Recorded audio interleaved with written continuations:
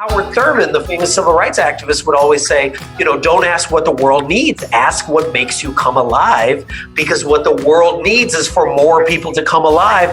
And so the things that make you come alive is play. It's those play moments. Hi, I'm Ebony, and I believe that stories change lives, and everyone has a story worth telling. Sometimes, unfortunately, we let our self-doubt get in the way of us writing our stories and sharing our stories. So that's why I created Motivation to Write as a source of motivation and inspiration to help writers like you and me share our stories with the world. So I talk to the experts ranging from entrepreneurs to marketers to authors to therapists to psychologists who share their knowledge and their advice to help writers like you and me step into our full potential.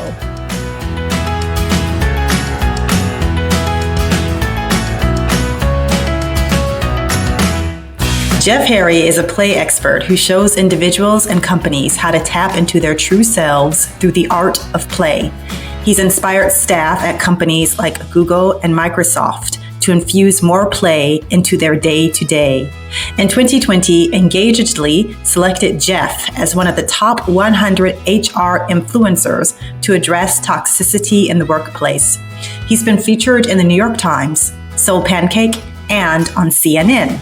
Jeff believes, quote, we already have many of the answers we seek, and by simply unleashing our inner child, we can find our purpose, and in turn, help to create a better world. I am so happy to have a Jeff Harry from Rediscover Your Play here to talk to us about play and why it's important not only at home, but in the workspace and everywhere. And I'm so happy to have you here, Jeff. Thank you so much for having me. I'm super excited about this. Yes. So, Jeff, why don't you tell us a little bit about Rediscover Your Play? Sure. So Rediscover Your Play is an organization that combines positive psychology and play to help teams navigate very difficult conversations, like how to deal with toxicity at work, how to deal with office politics, how to get your staff in flow, how to deal with that inner critic, that mean voice in your head. Yeah. But everything basically uses a play-oriented perspective to address major challenges. And then when I'm not working with a lot of teams and Fortune 500 companies, then I work with a lot of individuals of just really like rediscovering what makes them come alive, because like that is where all of the magic is, right? That's what we're all striving to be. And as my business mentor, Stephen Worley, always says, it's like, don't you just want to get paid to be yourself? Right. Yeah. So like, yeah. So let's figure out how to do that. That's wonderful. Now, so tell us can you maybe give us a little background? How did you get on this path on this positive psychology, rediscover your play path? How did that happen? Sure. So let me tell you the Batman origin story. It was way back when. Yeah. So do you remember the movie Big with Tom Hanks? Yeah, sure. So I saw that when I was dancing on the piano, right? Yes. And he dances on the piano. And remember in that movie, once he danced on the piano, he was dancing with a toy CEO. And then that CEO offered him a job to work at a toy company where he could just get to play with toys for a living. And I saw that in third grade. And I'm like, that's a job? And I was like, oh, it's over. And I went to FEO school, danced on the piano. No one offered me a job. Very disappointed. So then I went home that day and started writing toy companies that day. And I just didn't stop. Like I wrote them all the way through high school. I was spamming toy companies before spam was a thing. Like, and I would write it on a word processor. That's how old I am. I'm right here, my word processor. I would send them these 5-page letters with my ideas. And then no one would get back to me, or they would send me a form letter back because I think they thought I was an adult. And then finally, I think sophomore year of high school, someone wrote me back and was like, you should go into mechanical engineering, which I really should not have listened to, but whatever. I did it anyway. Went into engineering, graduated, and then went and got in the toy industry. And I don't know if you've ever gotten exactly what you've always wanted and then been so disappointed when you got there. But it was just like, no toys, no play, no fun, just adults. Like, it felt like they were selling microwaves or socks. Like, the cubicle had padded walls. Why do we have padded walls? Like this just, I felt so like creepy and weird. And I was in New York and 9/11 happened. And I'm like, I don't want to die in a cubicle. Like Right. I'm just like sitting there thinking, what am I doing here? I thought this was supposed to be joyful.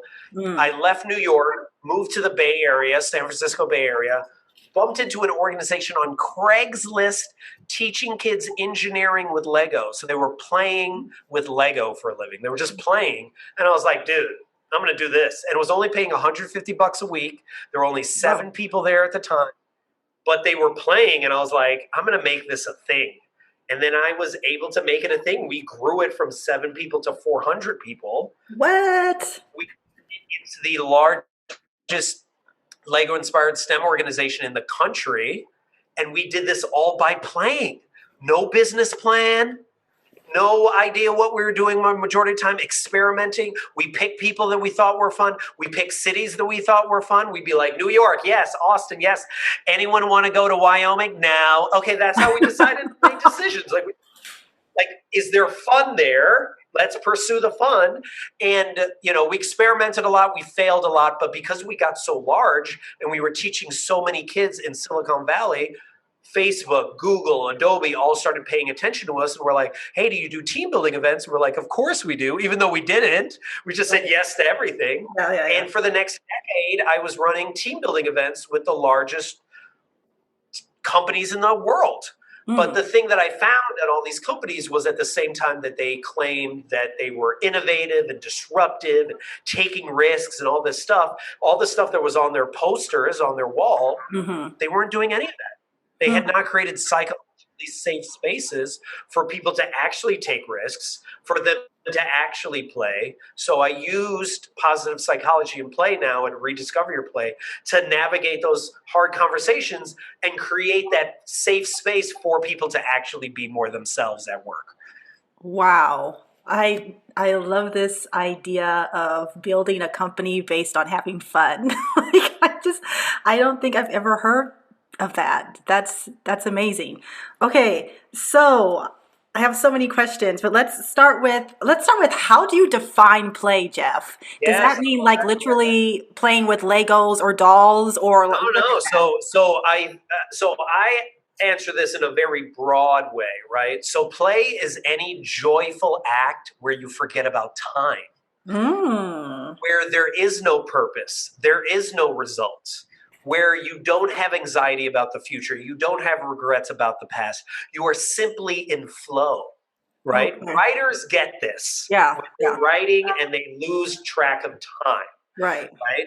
And I was saying this recently to someone because they were like, well, I don't play. I was working with a client and they were a lawyer and she was like, I don't play. And I go, what do you do? And she goes, I take people that hate each other and I get them to agree on one thing. And I was like, tell me more. And as she was telling me, she got really excited. And I was like, that's your play. Yeah, So yeah. play looks different to everybody. But if it's something where you are creating something that didn't exist before and you're forgetting about time and you feel like you're in a state of flow and Mm. truly feeling alive, that is play. That is how I define Mm. Mm. So a lot of times we have those moments or those activities. For example, someone could love writing or they could love playing their saxophone. it. But that's always just like a hobby, and it's something that they don't really spend a whole lot of time on because they're so invested in like what they call living real life. Like I have to make a living, I have to pay my bills, I have to blah blah blah blah. So what do you say to the person that it really needs the play, but they just don't know how to manage the time to actually play? Like how do we incorporate it more into our lives? Dr. Stuart Brown, the doctor of play, says the opposite of play is depression. It's not Oh, work, it's depression. wow. So when we are able to tap into our flow work, into our play work, it actually has a ripple effect on all of the other work that we do. Mm. Has a huge benefit to us. And if you actually start your day with play, like I said, like I start my day making TikTok videos. It has no ROI value, it has no productivity value, but it sets my brain, it starts to set patterns in my brain to positively prime my day to look at all my challenges as play, it's Mm. a much easier day for me. And then I ask, my friend Desiree taught me to ask this question whenever something good is happening, to ask this question from a place of curiosity: how can it get any better than this? Right. So when I ask myself, ooh, oh, I just made this TikTok video. Oh, how can it get any better than this? Ooh, then I hopped on this podcast with my friend Sam earlier. How can it get any better than this? Ooh, now Ebony and I are having this conversation. How can it get any better than this?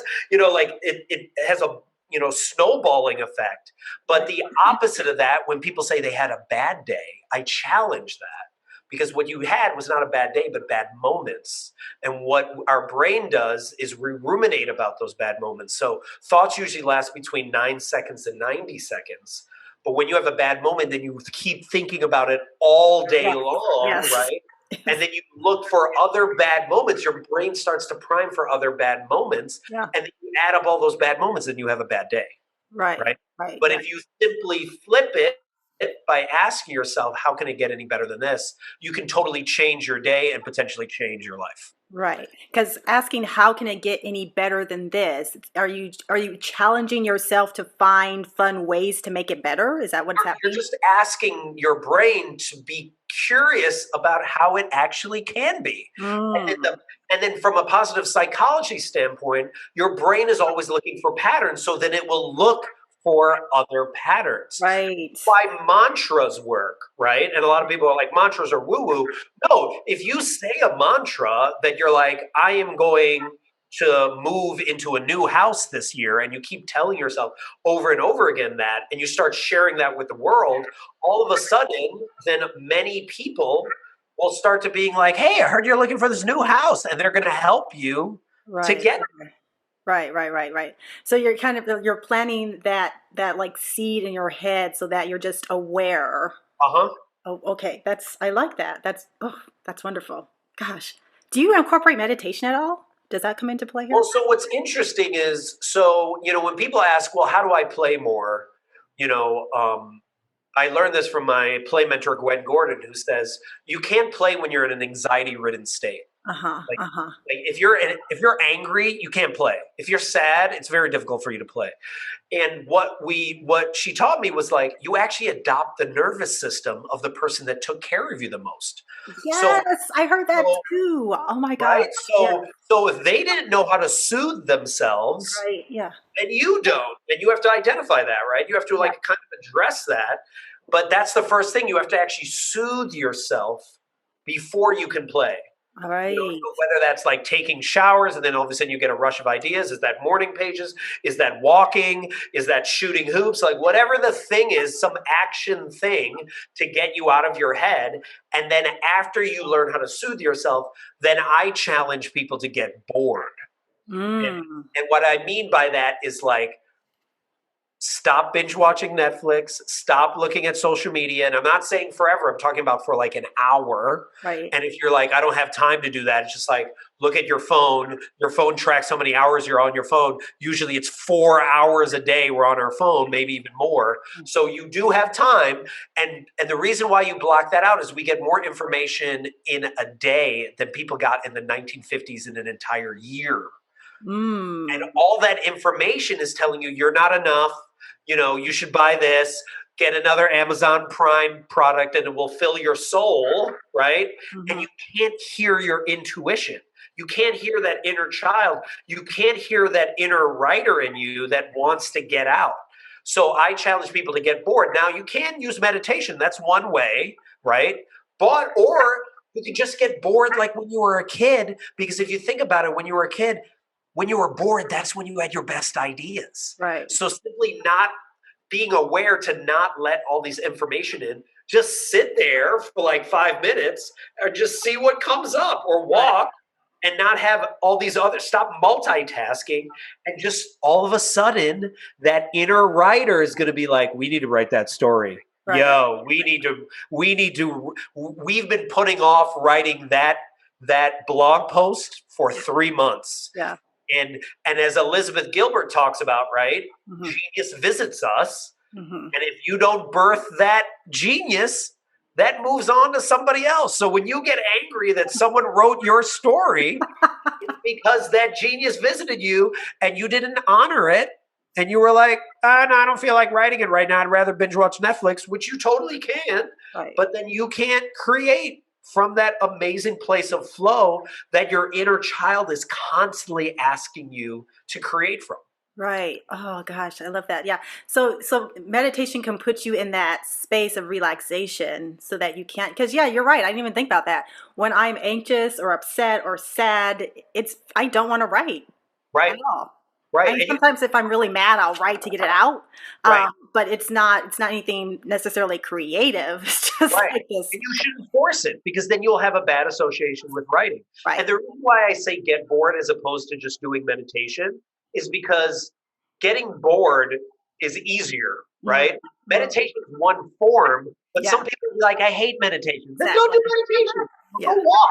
Go yeah, shoot. Just do something, Go hang out with your stuffed animals. Like whatever you do, go hang out with your kids. But get to a point, go wash some dishes. You'll yeah, be amazed how many ideas you have while you're washing yeah, dishes. yeah. Like it's It's just great. like it doesn't, you know, play a lot of times is just simply the idea of allowing yourself to hear what that inner soul is saying. But you Yeah. have to get quiet enough in order to hear it. And I was recently, I'm going to hold the mic like this because I'm not sure if you could hear me all the way back here.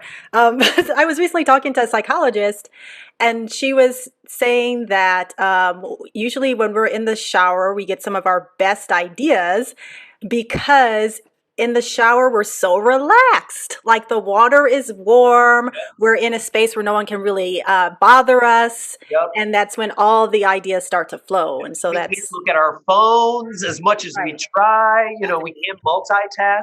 And again, it's about soothing. What soothes you? So identify that for yourself. Right. Yeah. Yeah. Okay. So then we kind of started to talk about the benefits of play, but can you maybe elaborate a little about that? Like, why is play so important in my life? Why should If, I incorporate it? if you think of your most memorable moments of your life, they're play moments, Mm, right? So why would we not be trying to create more of those? Right? At the end of your life, you are not going to be thinking about your accomplishments. You are not going to be mm, thinking about how many articles you wrote or how many books you wrote. You'll be thinking about those play moments, right? And mm. if you think about like there, I love what Viola Davis says. Viola was speaking in front of this audience at this conference I was at, and she says, with every decision we make, you either claim who you are or you end up chasing your worth for the rest of your life. How many people do you know chasing their worth, looking for external validation, constantly looking for others to be like, is this okay? Can I Right. be me? Yeah. Instead of like, and what she did, she owned who she was, and that's why she's so successful because she's just owning who she is. Yeah. And Howard Thurman, the famous civil rights activist, would always say, don't ask what the world needs, ask what makes you come alive, because what the world needs is for more people to come alive. And so the things that make you come alive is play. It's Yeah. those play moments. And if we're thinking about, well, I don't know, this is true, this sounds a lot of woo woo, look at the regrets of the dying. Uh, One of the biggest regrets of the dying is I wish I had the courage to live the life that I wanted to live, not the life that others had for me, right. right? You do that by allowing yourself to play more, Mm, to actually being more of you, to be your nerdy, weird, strange self, because that's where all the dopeness is. That's where all the creativity is. That's where all the genius is. Gay Hendricks talks a lot about this too, where, we have our zone of incompetence, things we're not good at, zone of competence, things we're average at, zone of excellence, which a lot of us focus on, things that we're good at and we get external praise for. But our zone of genius is the play. It's mm. when we're the most ourselves. And it's actually what the world actually needs. So when you're in a state of flow and writing from a place of flow, you know for a fact that that piece of writing, when you share it with the world, will have a ripple effect on the world. So, okay, so what's so interesting about this is when we're in that state of flow and we're in that state of play, that's where all of our genius is. That's where all our creativity is. That's where all of our, that's where our greatest energy is. it's so interesting and sad how it seems that we are, I don't know if it's something that we're taught or we just kind of naturally want to disengage with play when we reach a particular age. Like it's looked upon as something that is a waste of time. Yeah. Um, like where does that come from? So what's interesting, there was the moment, and this is sad to ask, but there was a moment when you stopped going to the playground. There was the last time you went to the playground. Like you, and you didn't know that was going to be the last time you went. So when people ask me why do adults not play as much, Yeah. and I reference the study around the fact of 148,000 no's. By the time you reach the age of 18, you have heard the word no at least 148,000 times. And then in comparison, you've heard the word yes between 8 to 10,000 times.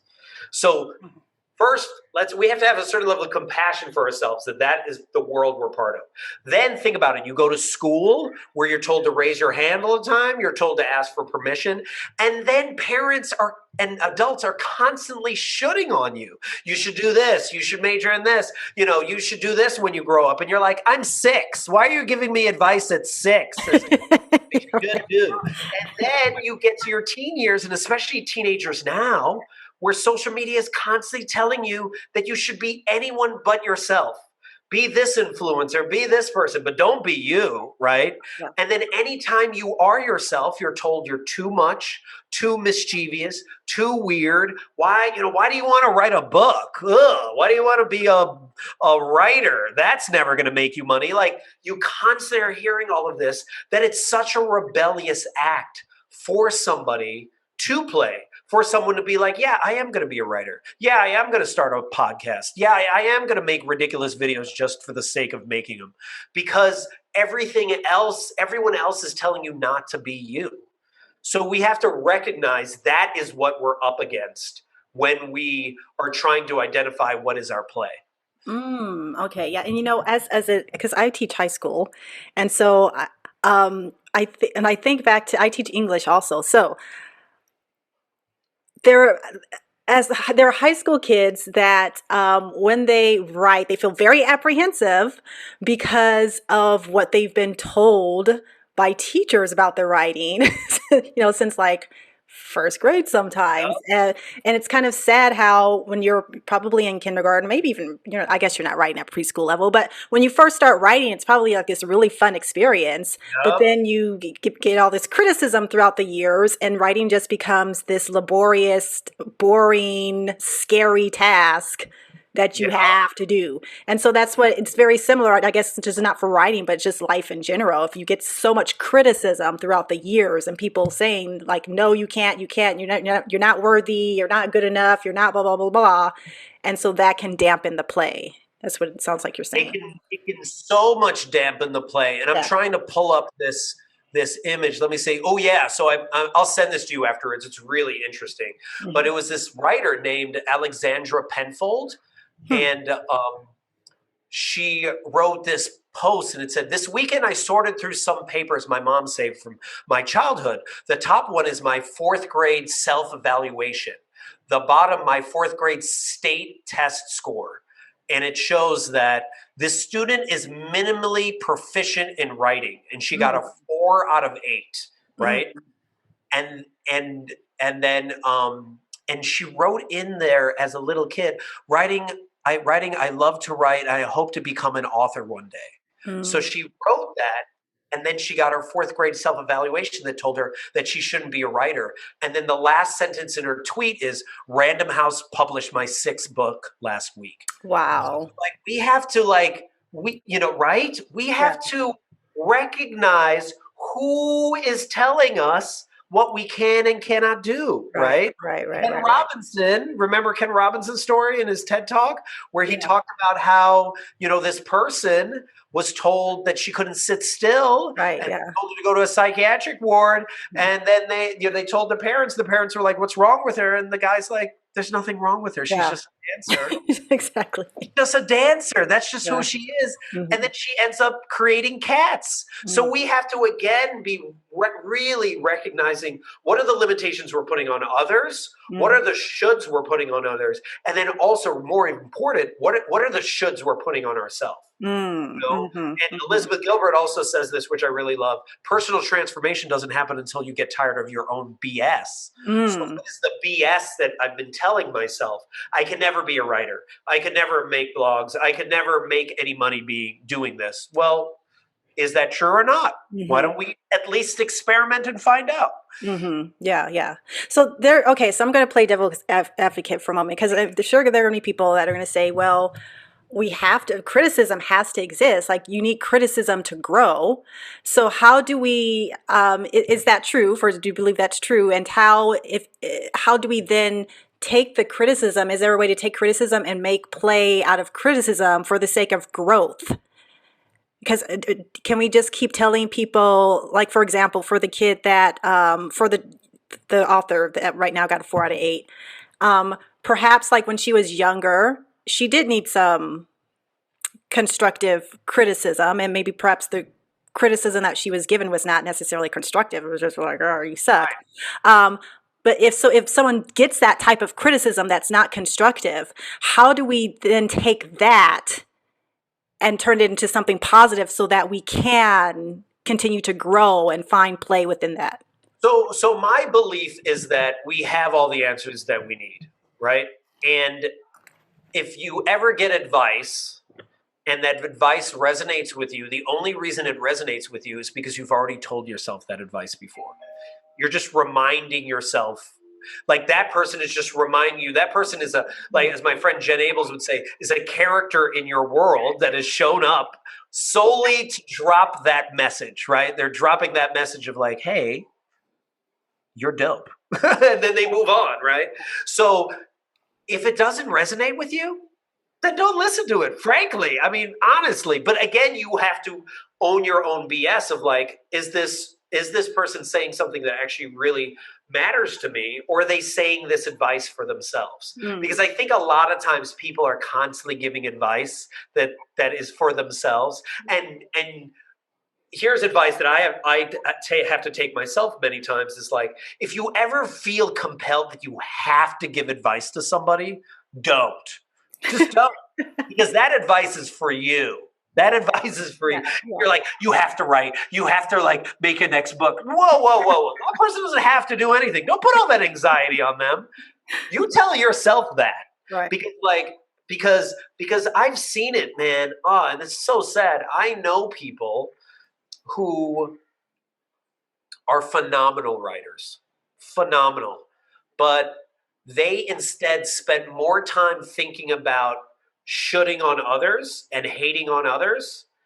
And that creativity that they could have used for writing has manifested into drama in their life. Mm. And it's like you could have channeled that drama. Right. And they say this when you don't have a creative outlet, it then produces in a toxic way.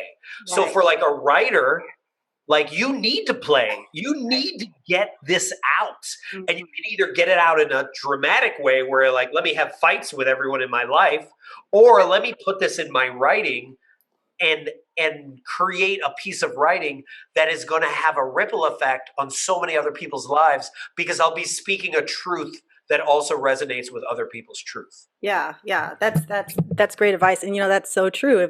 If you don't and get your creativity out in a healthy way, it just starts to fester inside you and cause all kinds of nonsense. It can even cause like physical pain and suffering within your body if you don't get it out properly. So, and then another good point you made is in this when you talk about giving advice to others and how that advice is usually for ourselves because we're each other's mirrors.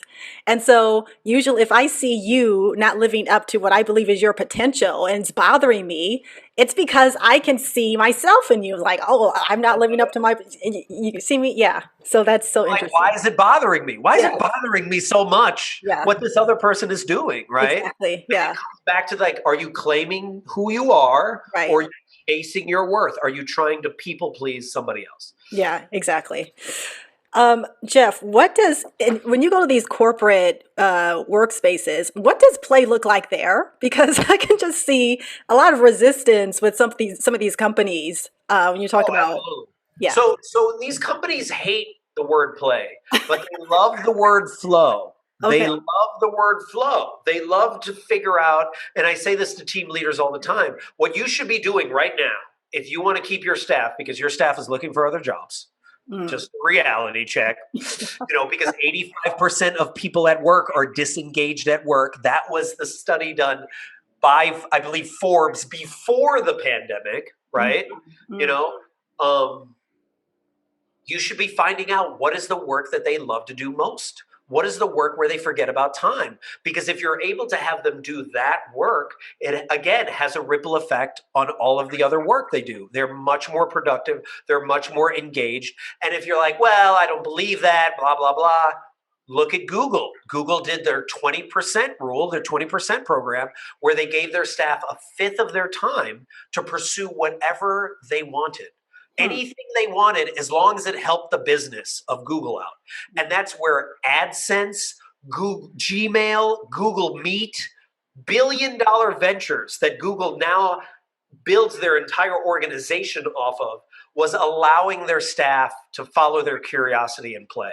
So like it's Mm. been proven if you give people the freedom, and you may not be able to give people a fifth of their time to pursue it, but you can give your staff 5% more. You Mm. can be like, well, what do you love to do? Oh, I love writing blog posts for the company. What percentage of time do you do that? Oh, it's only 5% of your time. Mm. Is there any way we can increase that by 10%? Mhm. That will have an exponential um, value, not only to the organization, but then that person will be like, hey, that person sees me, my boss sees me as me, and they care about me enough to help me do the work that makes me come alive. Right, right. That's so powerful because it reminded me of when I was in middle school. You know how horrible middle school can be. It's like the worst years Worst. ever. So I But have a so, whole story about it, my most embarrassing time, and it was in middle school. oh yeah, and you're not alone, I'm sure. So, but there's one wonderful experience about middle school that it's like the one thing that pops in my head actually when I think of middle school. That the good thing first and then the bad stuff.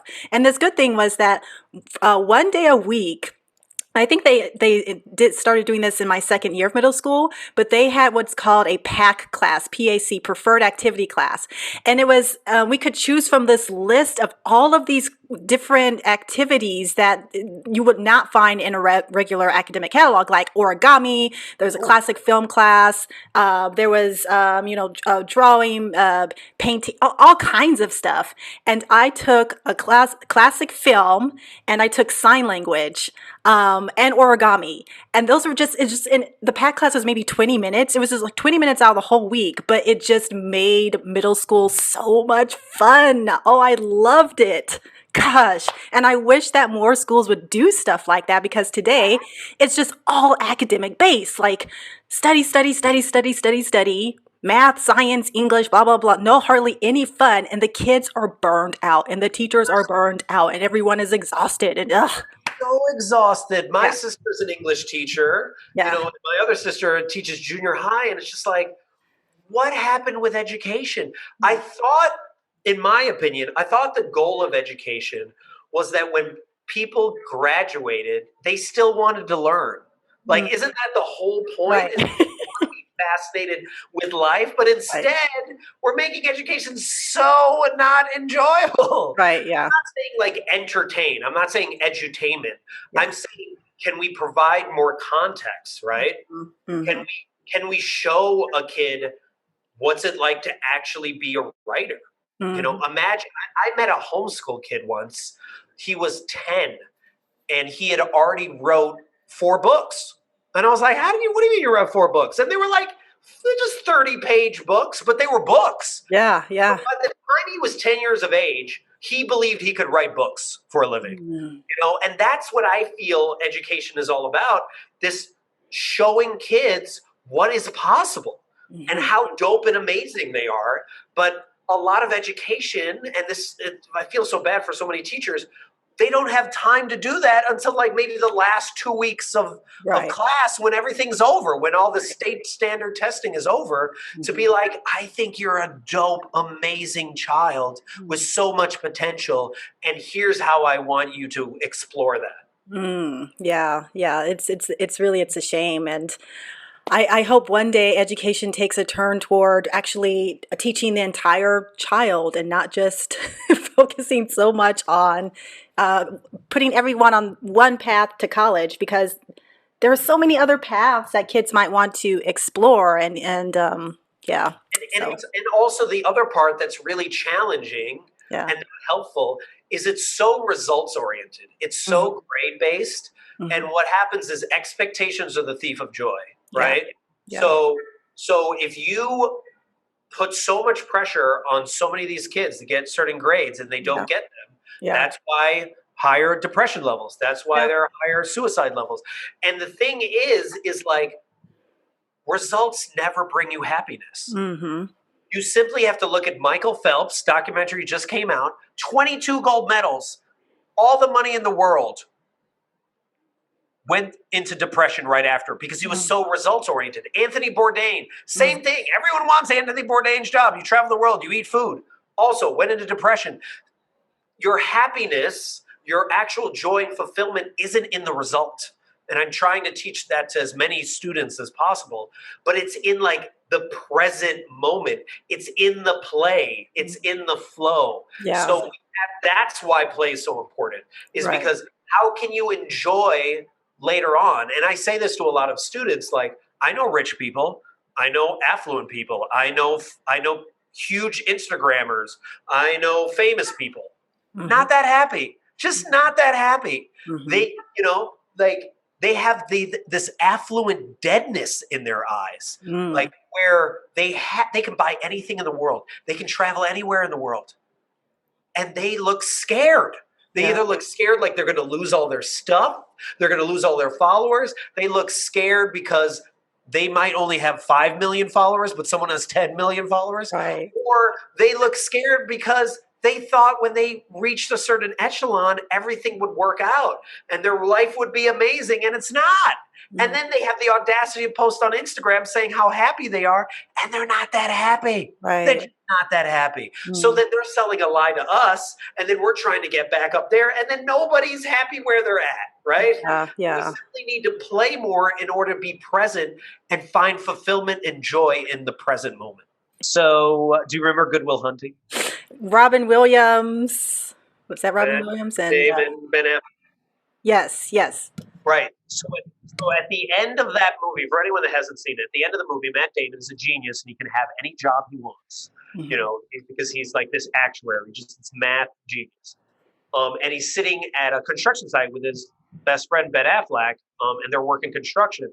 And Ben asks Matt, like, when are you going to take one of these high-paying jobs? And Matt's like, I'm not, I'm going to work construction. We're going to raise our kids together. We're going to watch them play baseball at Foley Field. And that's just what I'm going to do. And Ben turns to him and he's like, if I see you here in 20 years, I'm going to kill you. Like, I'm literally going to kill you.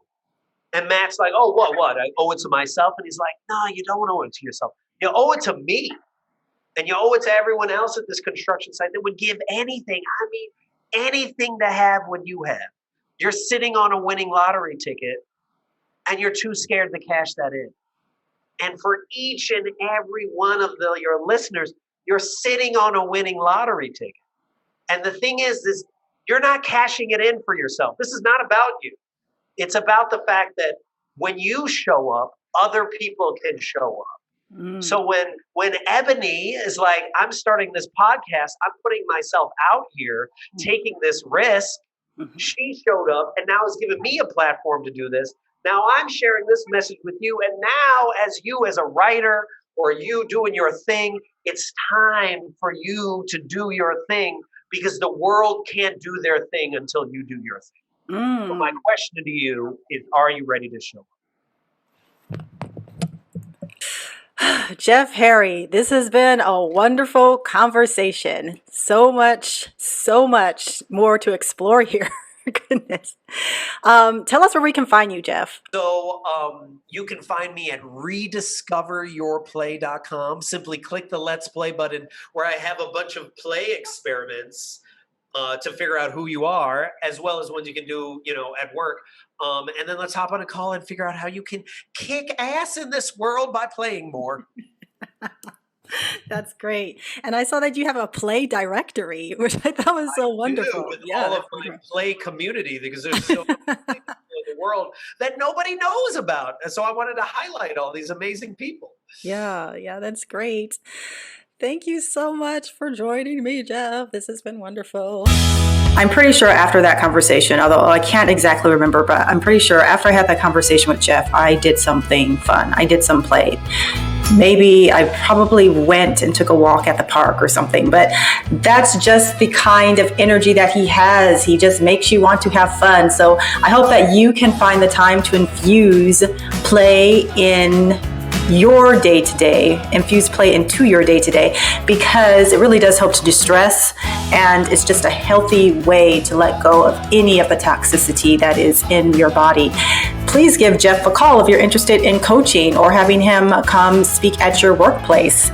Check out his social media also. And in the meantime, be sure to check out Zazel.com and subscribe to my weekly newsletter.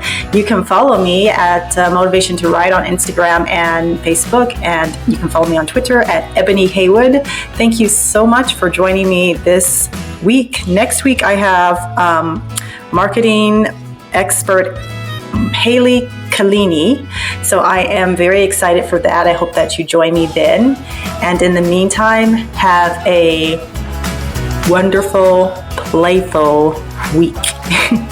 Okay, see you next time. Bye-bye.